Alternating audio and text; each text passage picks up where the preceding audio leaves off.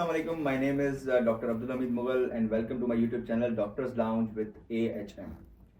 आज जो हमारा टॉपिक है that is purely on dermatology and as you all know के डर्मा के इश्यूज बहुत ज़्यादा रहते हैं ख़ासतौर पे यंग फीमेल्स में, और ये क्वेश्चन मुझसे बार बार पूछा जाता था और कमेंट्स किए जाते थे कि आप प्लीज़ डर्मेटोलॉजी पे एक पॉडकास्ट करें।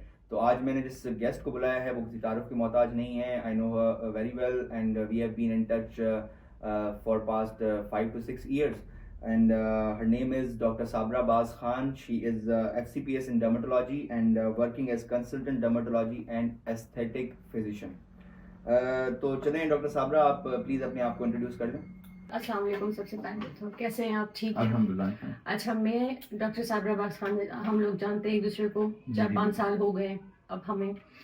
तो मैंने जो MBBS स्टार्ट किया था वो लियाकत यूनिवर्सिटी से स्टार्ट किया था हैदराबाद, और उसके बाद फिर मैंने पोस्ट ग्रेजुएशन भी डर्मेटोलॉजी में की और सिविल हॉस्पिटल हैदराबाद से, and now I am working as a consultant dermatologist and aesthetic physician. So moving ahead, ये तो हो गया आपका बेसिक इंट्रो जो कि बहुत ज़रूरी होता है बिफोर स्टार्टिंग अ पॉडकास्ट। तो अब हम आ जाते हैं बेसिक इशू पे जो कि हमारे स्किन इश्यूज यंग फीमेल्स में ख़ास तौर पे होते हैं, और यंग फीमेल्स जो हैं वो बिफोर मैरिज ख़ास तौर पे ज़्यादा कंसर्न होती हैं कि एक्नी होती है, और apart from it you are health expert, so you will further tell me कि आपके पास ऐसे यंग पेशेंट्स जो आते हैं वो किस कंप्लेंट्स के साथ आते हैं। अच्छा, हमारे पास जो आजकल जो कॉमनली यंग गर्ल्स आती हैं वो मोस्टली जो उनका इशू होता है, एक तो एक्नी और दूसरा हेयर फॉल, ये बहुत ज़्यादा कॉमन होता है। अब इसके डिफरेंट रीजंस होते हैं। सबसे इम्पॉर्टेंट जो आजकल जो हम देख रहे होते हैं वो यही है कि सेडेंट्री लाइफस्टाइल, यानी डाइट बिल्कुल अच्छी नहीं, स्लीप डिप्राइवेशन, और इसके साथ smoking, alcohol consumption and drugs like जिसमें विटामिन बी कॉम्प्लेक्स, B12 या बी कॉम्प्लेक्स वगैरह ये लेते हैं, तो वो भी one of the reason of causing the acne. And दूसरा जो रीजन होता है वो हार्मोनल होता है, वो भी बहुत कॉमन होता है। हमारे पास लड़कियां आती हैं, यंग लड़कियां होती है, और हार्मोनल इम्बैलेंस की वजह से उनको एक्नी भी हो रहा होता है, हर्सूटिज्म, जो फेस पे उनको हेयर्स बहुत आ रहे होते हैं, ओबेसिटी, तो वो इन इश्यूज के साथ भी आ जाते हैं। तो ये हमारे पास बहुत कॉमन है आजकल। इसके साथ साथ हेयर फॉल बहुत कॉमन है। उसके भी रीजंस यही हैं कि न्यूट्रिशनल डेफिशिएंसीज मोस्टली, जैसे पेशेंट हीमोग्लोबिन की कमी हो गई, विटामिन D की डेफिशिएंसी हो गई, और स्ट्रेस बहुत बड़ा फैक्टर होता है हेयर लॉस के लिए। काफ़ी इसके जो है ना कॉमन हो गया है हमारे पास अब ये वाली चीज़ें, तो पेशेंट्स हमारे पास बहुत आते हैं। तो व्हाट आर द प्रिवेंशंस, क्योंकि देखें ये तो आपने बहुत अच्छे तरीके से एक्सप्लेन कर लिया कि ये आते हैं, और इनके प्रिवेंशंस क्या होने चाहिए, कौन से प्रिवेंटिव मेजर्स लेने चाहिए इनको सो दैट ये एक्नी ना हो, और एक्नी होने से पहले ही वो अपने लाइफस्टाइल चेंजेस आप प्लीज बताएं उस पर। अगर देखें जैसे अगर एक्नी हो रही है डाइटरी की वजह से, मतलब डाइट की वजह से, तो हमें फोकस करना होता है कि जंक फूड बच्चे जो आजकल खा रहे हैं, बर्गर्स, पिज़्ज़ा, जंक फूड का रुझान बहुत ज़्यादा हो गया है, तो जंक फूड को अगर अवॉइड करें, स्मोकिंग, अल्कोहल को अवॉइड करें, अपनी स्लीप को वो बेहतर बनाएं, लेट आवर्स स्लीप और फिर लेट आवर्स उठना, तो ये भी एक रीज़न होता है। तो अगर इन चीज़ों को, और दूसरा फार्मूला क्रीम्स, जो फार्मूला क्रीम्स बच्चियाँ आजकल आती है कि हमें गोरा होना है, और फिर वो कोई भी फार्मूला क्रीम उठा के मार्केट से और वो लगाना शुरू कर देती हैं। ओवर द काउंटर जो मेडिकेशंस लेते हैं जैसे विटामिन बी, उसमें है विटामिन B12 हो गया, ऐसे ही कुछ, मतलब हमारे पास सिर्फ ये नहीं है, हम steroid in the form of topical और अगर ओरल ले रहे तो वो दोनों is the reason of causing acne. इसके अलावा एंटी एपिलेप्टिक ड्रग्स होती हैं, एंटी साइकोटिक ड्रग्स होती हैं। तो अगर कोई पेशेंट इस तरह की किसी इलनेस में है और वो ड्रग्स ले रहा है तो वो भी एक्नी कॉज कराती है। एक्नी एक्सकोरिया, साइकोलॉजिकल डिसऑर्डर, स्ट्रेस में होती हैं बच्चियां, तो वो बैठ के कर रही होती हैं, पिक करती हैं, उनको भी एक्नी वहां पे हो जाती है। अच्छा, मैं सॉरी टू इंटरप्ट यू, मुझे ये बताएं कॉस्मेटिक्स का कितना रोल है एक्नी में, क्योंकि काफ़ी ऐसी हमारे पास पेशेंट्स आती हैं जो कि कहती हैं कि हमने जो है वो इस कंपनी के कॉस्मेटिक प्रोडक्ट्स यूज़ कर लिए और उसके बाद हमें जो है वो एक्नी हो गई या हमें स्किन एलर्जी हो गई। सो ये मेरे लिए एक बहुत अलार्मिंग होता है कि इसके ऊपर कोई है कि बाइफरकेट किस तरह किया जाए, कौन से प्रोडक्ट्स हमें यूज़ करने चाहिए, उसमें क्या चीज़ हमें देखनी चाहिए। आपने बहुत अच्छा क्वेश्चन पूछा और इसका बहुत इफेक्ट होता है कॉस्मेटिक्स का स्किन पे। तो मैं सब लड़कियों से यही कहूँगी कि आप कोई भी अगर प्रोडक्ट स्किन पे यूज़ करें तो आप पहले कंफर्म करें अपने डॉक्टर से और उसके बाद आप उसको स्किन पे अप्लाई करें। ऐसे लो क्वालिटी के जो प्रोडक्ट्स होते हैं इनका स्किन पे इफेक्ट आता है, एक्ने हो जाती है, ड्राइनेस हो जाती है, रफनेस आ जाती है। तो ऐसी हर चीज़ अपनी मर्जी से आप यूज़ नहीं करें, अपने डॉक्टर से कंसल्ट करें।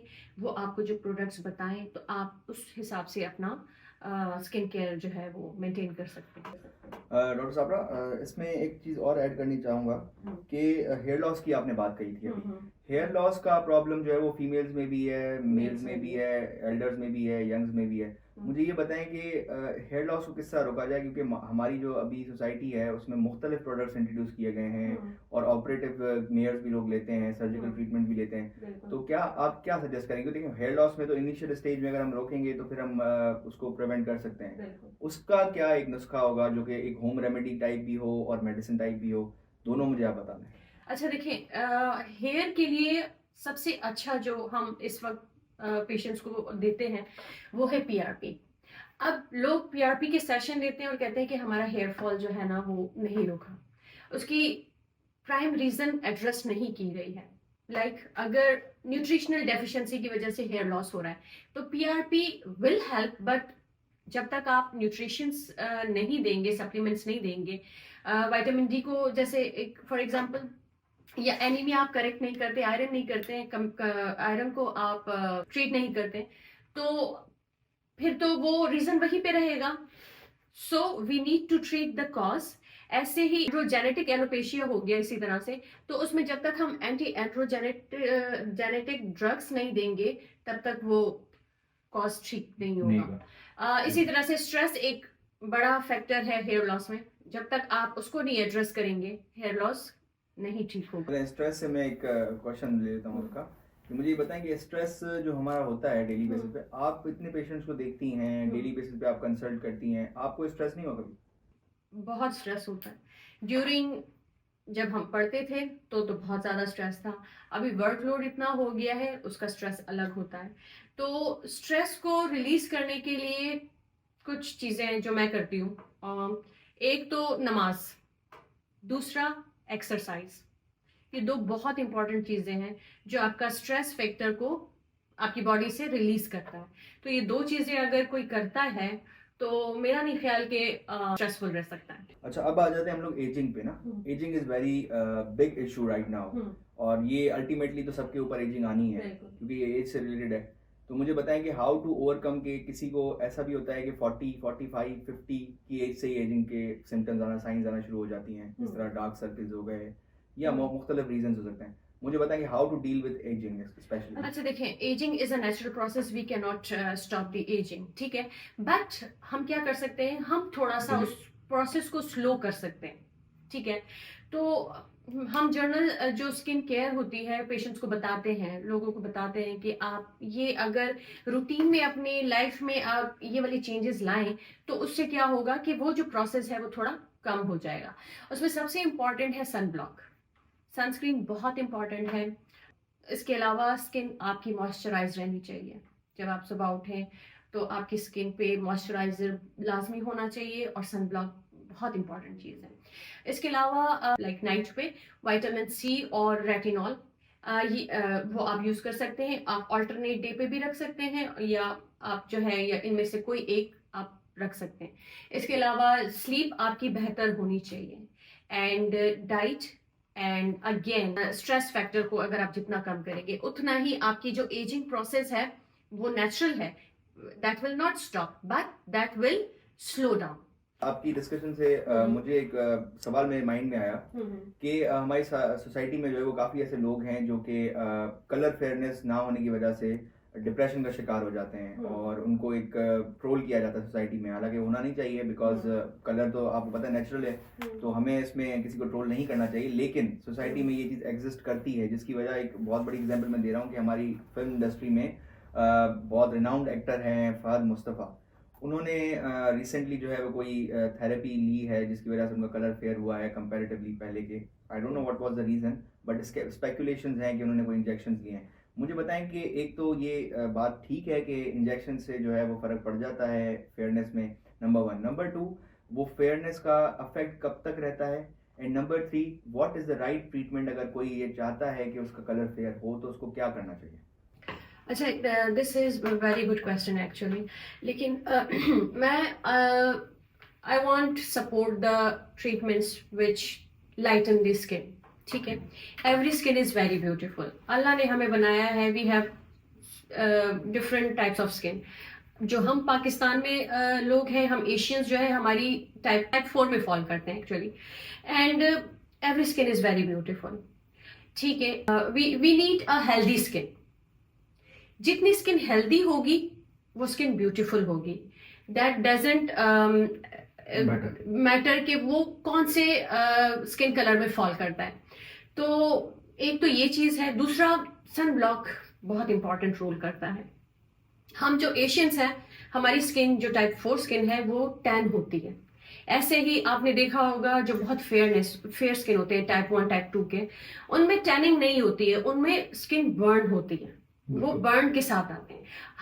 हम या तो गिफ्टेड हैं, अल्लाह का शुक्र है, लेकिन हम टैन हो जाते हैं। And tanning is something which can be reverse. ठीक है, बाय अप्लाइंग सनब्लॉक्स। अगर हम सनब्लॉक यूज करें और हम बाहर निकले तो हमारा टैन होने का जो चांस है वो कंपैरेटिवली कम हो जाता है। तो एक ये इंपॉर्टेंट चीज है। दूसरा ये है कि स्किन का जो कलर है, हर स्किन कलर इज ब्यूटीफुल। बस आप उसको क्या करें, हेल्दी रखें and be confident. Right. Be confident on your skin will look beautiful.